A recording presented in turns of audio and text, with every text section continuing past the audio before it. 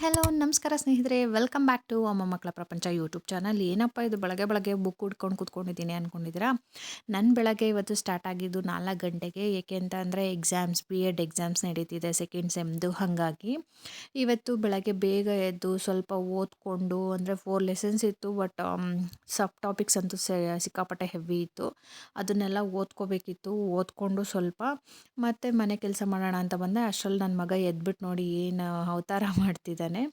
ಮತ್ತು ಬೇಗ ಹೆಣ್ಮಕ್ಳಿಗೆ ನಾರ್ಮಲಾಗಿ, ಅದರಲ್ಲೂ ಮದುವೆ ಆಗಿ ಮಕ್ಕಳಾಗಿದ್ದಾವೆ ಅಂತ ಅಂದಾಗ ಪ್ರತಿಯೊಂದು ಹೆಣ್ಮಗುಗೂ ಮನೆ ಕೆಲಸ ತುಂಬ ಇಂಪಾರ್ಟೆಂಟ್ ಅಲ್ವಾ. ಬೆಳಗ್ಗೆ ಬೇಗ ಇವತ್ತು ಗುರುವಾರ ಆಗಿದ್ದರಿಂದ ಫಸ್ಟು ಮನೆಗಳೆಲ್ಲ ಕ್ಲೀನ್ ಮಾಡಿಕೊಂಡು, ಮನೆಗಳೆಲ್ಲ ಒರೆಸಿ ಟಿಫನ್ ಮಾಡಿಕೊಂಡು ಫಸ್ಟ್ ಪೂಜೆ ಮುಗಿಸೋಣ ಮನೇಲಿ ಅಂತ ನಾನು ಸ್ವಲ್ಪ ಫ್ರೆಶ್ ಅಪ್ ಆಗಿ, ನನ್ನ ಮಗಳು ಹೆಂಗೂ ತಲೆಗೆಲ್ಲ ಸ್ನಾನ ಮಾಡ್ಕೊಂಡಿದ್ಲು. ಹಾಗಾಗಿ ಅವಳು ಬೇಗ ಪೂಜೆ ಮುಗಿಸ್ಕೊಂಡು ಸ್ಕೂಲ್ಗೆ ಹೋಗ್ತಾಳೆ ಅಂತ ನಾನು ಬೇಗ ಎಲ್ಲ ಕ್ಲೀನ್ ಮಾಡಿಕೊಡ್ತಿದ್ದೀನಿ. ನಾನು ಕ್ಲೀನ್ ಮಾಡಿಕೊಟ್ರೆ ಅವಳು ನೀಟಾಗಿ ಪೂಜೆ ಮುಗಿಸಿ ಹೋಗ್ತಾಳೆ. ಇಲ್ಲ ಅಂತಂದರೆ ಮತ್ತೆ ಆಗಲ್ಲ ಅಂತ. ಏಕೆ ಅಂತಂದರೆ ಇವತ್ತು ರಾಗಿ ತೆನೆ ಹಾಕೋದಕ್ಕೆ ಮಿಷಿನ್ ಬರುತ್ತೆ ಅಂತ ಹೇಳಿದ್ದಾರೆ. ಹಾಗೆ ಒಂದು 2-3 ಜನ ಕೂಲಿ ಆಳುಗಳು ಸಮೇತ ಬರ್ತಾರೆ. ಅವರಿಗೂ ಅಡುಗೆ ಮಾಡು ಅಂತ ಹೇಳ್ಬಿಟ್ಟು ಹೋಗಿದ್ದಾರೆ. ಅದಕ್ಕೋಸ್ಕರ ನಾನು ಮನೆ ಕೆಲಸ ಎಲ್ಲ ಬೇಗ ಬೇಗ ಮುಗಿಸ್ಕೊಂಡ್ರೆ ಆ ಕೆಲಸನ ಮತ್ತೆ ಮಾಡ್ಬೋದು ಅಂತ ನಾನು ಬೆಳಗ್ಗೆ ಬ್ರೇಕ್ಫಾಸ್ಟಿಗೆ ಉಪ್ಪಿಟ್ಟು ಮಾಡಿದ್ದೆ. ಮತ್ತು ಅವರು ಅಂದರೆ 3 ಜನ ಬರ್ತಾರೆ ಅಂತ ಹೇಳಿದ್ರಲ್ವ, ಅವ್ರಿಗೂ ಸಪ್ರೇಟಾಗಿ ಅಡುಗೆ ಮಾಡಬೇಕಿತ್ತು.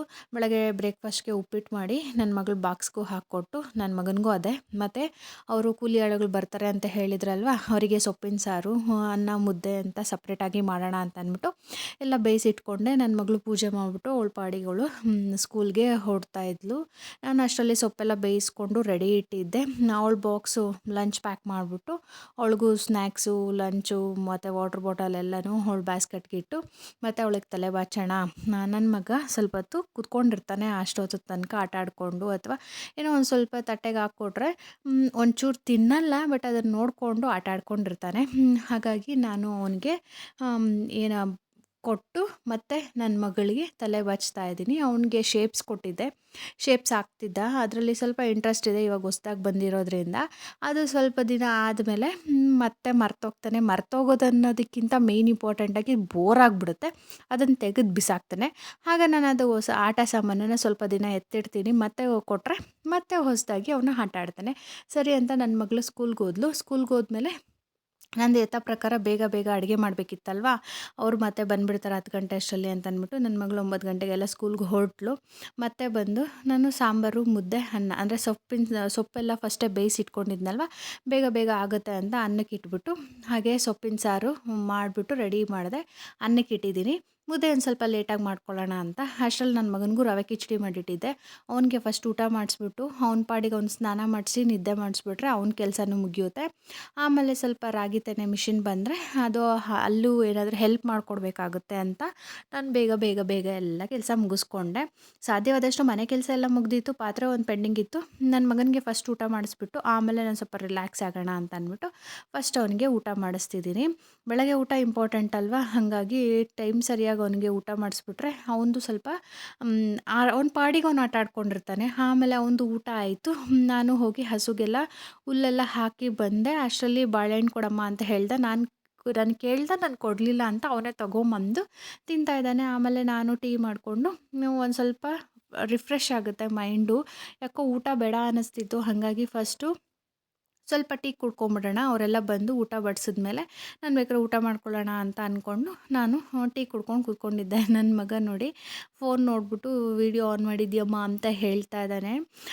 ಫಸ್ಟ್ ಹೆಣ್ಮಕ್ಳು ಮದುವೆಗೆ ಮುಂಚೆ ಓದ್ಕೊಂಡ್ರೆ ಒಂಥರ, ಮದುವೆ ಆಗಿ ಅದರಲ್ಲೂ ಮಕ್ಕಳಾದ್ಮೇಲೆ ಓದೋದಂದರೆ ತುಂಬ ಕಷ್ಟ ಇರುತ್ತೆ. ತುಂಬ ಕಷ್ಟ ಅನ್ನೋದಕ್ಕಿಂತ ನಾವು ತುಂಬ ಇಷ್ಟಪಟ್ಟು ಓದಿದ್ದೀವಿ ಅಂದರೆ ಅದು ಯಾವುದೂ ಕಷ್ಟನೇ ಅನಿಸಲ್ಲ. ಬಟ್ ಆದ್ರೂ ಓದೋದಕ್ಕೆ ಟೈಮ್ ತುಂಬ ಕಡಿಮೆ ಸಿಗುತ್ತೆ. ಆ ಓದೋದಕ್ಕೆ ಸಿಗೋಂಥ ಟೈಮಲ್ಲೇ ಓದಿಕೊಂಡು ಎಕ್ಸಾಮ್ ಬರೆಯೋದು, ಇಟ್ಸ್ ವೆರಿ ಹಾರಿಬಲ್. ಬಟ್ ಆದ್ರೂ ತುಂಬ ಇಷ್ಟಪಟ್ಟು ಮಾಡ್ತಿದ್ದೀವಿ ಅಂದಾಗ ಯಾವುದೋ ಒಂದು ಟೈಮಲ್ಲಿ ನಾವು ಅದ್ರ ಬಗ್ಗೆ ಕಾನ್ಸಂಟ್ರೇಟ್ ಮಾಡೇ ಮಾಡ್ತೀವಿ, ಓದ್ತೀವಿ, ಅದಂತೂ ನಿಜ. ಅಷ್ಟರಲ್ಲಿ ನಾನು ಸ್ವಲ್ಪ ಟೀ ಕುಡಿಯೋಷ್ಟರಲ್ಲಿ ನಮ್ಮ ಮನೆಯವರು ಒಂದು ಲೋಡ್ ಹುಲ್ಲು ಹಾಕ್ಕೊಂಡು ಬಂದರು, ಒಣ ಹುಲ್ಲು ಹಾಕ್ಕೊಂಡು ಬಂದು ಅದನ್ನು ಅನ್ಲೋಡ್ ಮಾಡ್ತಿದ್ದಾರೆ. ಅನ್ಲೋಡ್ ಮಾಡಿಬಿಟ್ಟು ಮತ್ತು ಅವರು ಊಟಕ್ಕೆ ಕೂತ್ಕೊಂಡ್ರು. ಮತ್ತು ಇನ್ನೂ ಒಂದು ಲೋಡ ಹಾಕ್ಕೊಂಬಂದಿದ್ದಾರೆ ನೋಡಿ. 2 ಲೋಡೂ ಇಲ್ಲಿಗೆ ಹಾಕ್ಕೊಂಡು ಬಂದು ಇಲ್ಲೇ ಬಿಟ್ಟರು.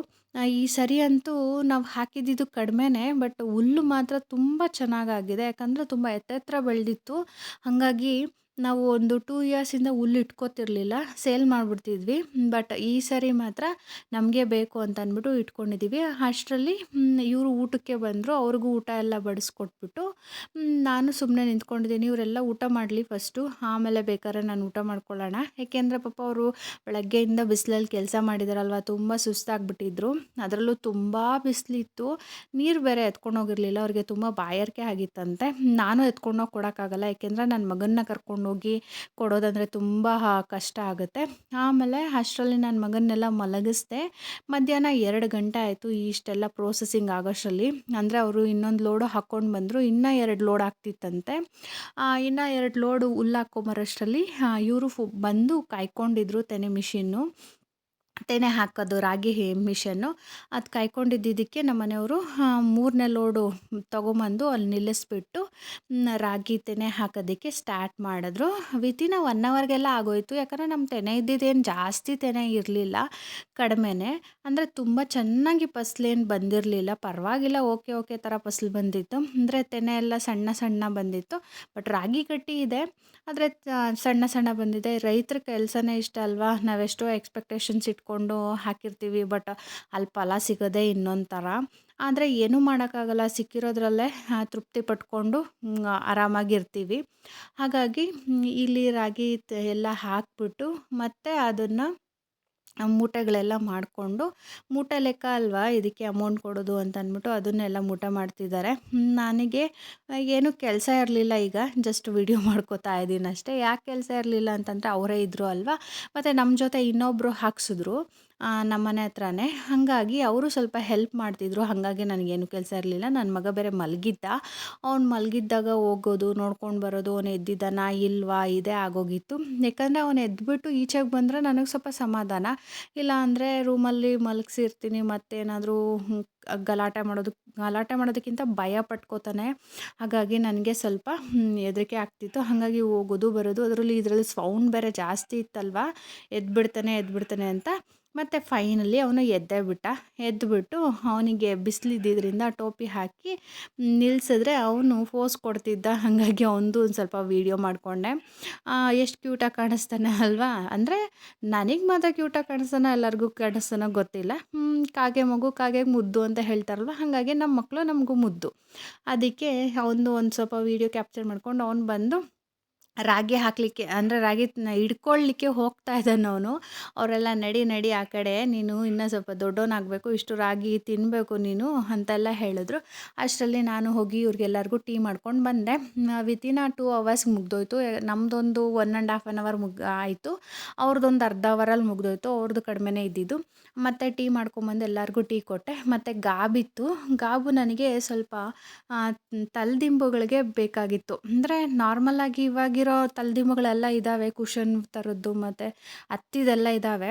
ಬಟ್ ಆದರೆ ಇದು ತೌಡು ಅಥವಾ ಏನಿದನ್ನು ಗಾಬ್ ಅಂತ ಕರಿತೀವಿ ನಾವು, ಇದ್ರಲ್ಲಿ ಮಾಡಿರುವ ತಲೆದಿಂಬು ಹಾಕ್ಕೊಂಡು ಮಲಗೋದ್ರಿಂದ ತಂಪಾಗಿರುತ್ತೆ. ಯಾವುದೇ ರೀತಿಯಾದ ತಲೆಗೆ ಹೀಟ್ ಅನ್ನೋದು ಆಗಲ್ಲ. ಹಿಂದಿನ ಕಾಲದಲ್ಲೆಲ್ಲ ಇದ್ರದ್ದೇ ತಲೆದಿಂಬು ಮಾಡ್ತಿದ್ರು. ಹಂಗಾಗಿ ನಮ್ಮ ಮನೇಲಿ ತುಂಬ ಹಿಂದೆ ಇತ್ತು, ಬಟ್ ಇವಾಗ ಯಾವುದೂ ಇಲ್ಲ.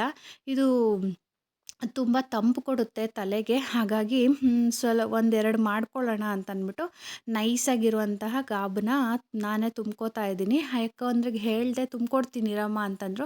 ಬಟ್ ಅವರೇನೋ ಬೇರೆ ಕೆಲಸ ಮಾಡ್ತಿದ್ರು, ಹಾಗಾಗಿ ನಾನೇ ತುಂಬ್ಕೊಳ್ಳೋಣ ಅಂತಂದ್ಬಿಟ್ಟು ಒಂದು ಮೂಟೆಗೆ ನೀಟಾಗಿ ಪ್ಯಾಕ್ ಮಾಡಿಬಿಟ್ಟು ಇಡ್ತಾಯಿದ್ದೀನಿ. ಇದನ್ನು ತುಂಬಿಟ್ಟು ಇಟ್ಟರೆ ನಮ್ಮಮ್ಮ ಯಾವಾಗಾದರೂ ಬಂದಾಗ ನಮ್ಮಮ್ಮನ ಕೈಯಲ್ಲಿ ತಲೆದಿಂಬುನ ಮಾಡಿಸ್ಕೊಳ್ಳೋಣ ಅಂತ. ನೋಡಿ ಇಷ್ಟೇ ರಾಗಿ ಆಗಿರೋದು, ಒಂದು 7 ಪಲ್ಲ ಆಗಿರುತ್ತೇನೋ ಅಷ್ಟೇ. ಬಟ್ ಸಾಕು, ನಮಗೆ ವರ್ಷಕ್ಕಿನ್ನ ಜಾಸ್ತಿನೇ ಆಗುತ್ತೆ. ಲಾಸ್ಟ್ 2 ಇಯರ್ಸ್ದೇ ನಮ್ಮ ಮನೇಲಿ ಇನ್ನೂ ಇದೆ ತುಂಬ. ಬಟ್ ಆದರೂ ರಾಗಿ ಯಾವಾಗಲೂ ಬೆಳಿತೀವಿ. ರೈತರು ಅಂತ ಅಂದಮೇಲೆ ಅದು ಕಾಮನ್ ಅಲ್ವಾ. ಹಾಗಾಗಿ ಇದೆಲ್ಲ ಮುಗಿಯೋಷ್ಟರಲ್ಲಿ ಹೆಚ್ಚು ಕಮ್ಮಿ ಸಂಜೆ ಒಂದು 5ರಿಂದ 6 ಗಂಟೆ ಆಗೇ ಬಿಟ್ಟಿತ್ತು. ಈ ರಾಗಿ ಮೂಟೆ ಎಲ್ಲ ಎತ್ತಿ ಮತ್ತೆಲ್ಲ ಕ್ಲೀನ್ ಮಾಡಿ ಕಸ ಹೊಡ್ದು ಎಲ್ಲ ಮಾಡೋಷ್ಟರಲ್ಲಿ. ಮತ್ತು ರಾಗಿನ ಮಾರನೇ ದಿನ ಜರ್ಡಿ ಹಾಡಿಸಿದ್ರು. ಮತ್ತು ಇನ್ನೊಬ್ಬರು ಬಂದಿದ್ದರು. ಇನ್ನು ಮತ್ತು ನಮ್ಮ ಪಕ್ಕದ ಮನೆ ಅಕ್ಕ ಒಬ್ಬರು, ಇವರಿಬ್ಬರು ರಾಗಿ ಜರ್ಡಿ ಹಿಡಿತಿದ್ರು. ಏನು ಗಲೀಜಂತೂ ಇರಲಿಲ್ಲ. ಈ ಸರಿ ಕ್ಲೀನಾಗಿ ಬಂದಿತ್ತು. ತುಂಬ ಚೆನ್ನಾಗಿತ್ತು ಈ ಸರಿ ರಾಗಿ ಮಾತ್ರ. ಒಂದು ಸ್ವಲ್ಪನೂ ಗಲೀಜೇನೂ ಇರಲಿಲ್ಲ. ಮತ್ತು ತೆನೆ ಚೆನ್ನಾಗಿ ಒಣಗಿಸಿದ್ದೆ. ನಾನು ಒಬ್ಬಳೇ ಒಣಗಿಸಿದ್ದಿದ್ರೂ ತುಂಬ ಚೆನ್ನಾಗಿ ಬಿಸಿಲಿದ್ದಿದ್ರಿಂದ ಚೆನ್ನಾಗಿ ಒಣಗಿತ್ತು. ಹಾಗಾಗಿ ಏನೂ ಪ್ರಾಬ್ಲಮ್ ಆಗಿಲ್ಲ. ಅಂದರೆ ಏನೂ ಇದು ಡಸ್ಟ್ ಏನೂ ಇರಲಿಲ್ಲ. ಮತ್ತು ಯಥಾ ಪ್ರಕಾರ ಸಂಜೆ ಆದಮೇಲೆ ನಾನು ಸ್ವಲ್ಪ ಓದಿಕೊಂಡು ಇನ್ನೂ ಪೆಂಡಿಂಗ್ ಇತ್ತು ಓದೋದು. ಆದರೆ ಎಷ್ಟಾಗುತ್ತೋ ಅಷ್ಟು ಓದೋದಕ್ಕೆ ನನ್ನ ಪ್ರಯತ್ನ ಸಂಪೂರ್ಣವಾಗಿ ಹಾಕಿ ನಾನು ಓದ್ಕೊಂಬಿಟ್ಟು ಮಾರನೇ ದಿನ ಎಕ್ಸಾಮ್ ಇದ್ದಿದ್ದರಿಂದ ಅವತ್ತು ನೈಟೂ ನಿದ್ದೆ ಇಲ್ಲ. ಮಾರ್ನಿಂಗು ಬೆಳಗ್ಗೆ ಬೇಗ ಎದ್ದಿದ್ದು. ನೈಟ್ ಒಂದು 12-1 ಗಂಟೆ ತನಕ ಓದಿಕೊಂಡು ಮತ್ತು ಯಥಾ ಪ್ರಕಾರ ನನ್ನ ಪಾಡಿಗೆ ನಾನು ಮಲಗಿ ಮತ್ತು ಮಾರ್ನಿಂಗ್ ಎದ್ದು ಎಕ್ಸಾಮ್ ಬರೆಯೋಕ್ಕೆ ಹೋದೆ. ಬಟ್ ಚೆನ್ನಾಗಂತೂ ಮಾಡಿದ್ದೀನಿ. ಹೀಗೆ ನನ್ನ ವೀಡಿಯೋಸ್ ಯಾರಿಗೆಲ್ಲ ಇಷ್ಟ ಆಗುತ್ತೆ ಪ್ಲೀಸ್ ಲೈಕ್ ಮಾಡಿ, ಶೇರ್ ಮಾಡಿ, ಸಪೋರ್ಟ್ ಮಾಡಿ. ಹಾಗೆ ಸಬ್ಸ್ಕ್ರೈಬ್ ಮಾಡೋದನ್ನು ಮಾತ್ರ ಮರಿಬೇಡಿ. ಬೆಲ್ ಐಕಾನ್ ಮೇಲೆ ಕ್ಲಿಕ್ ಮಾಡಿ ಆಲ್ ಬಟನ್ನ ಪ್ರೆಸ್ ಮಾಡಿಕೊಂಡ್ರೆ ನಾನು ಹಾಕುವಂಥ ಎಲ್ಲ ವೀಡಿಯೋ ಫಸ್ಟ್ ನೋಟಿಫಿಕೇಷನ್ ಬರುತ್ತೆ. ಬಾಯ್ ಬಾಯ್.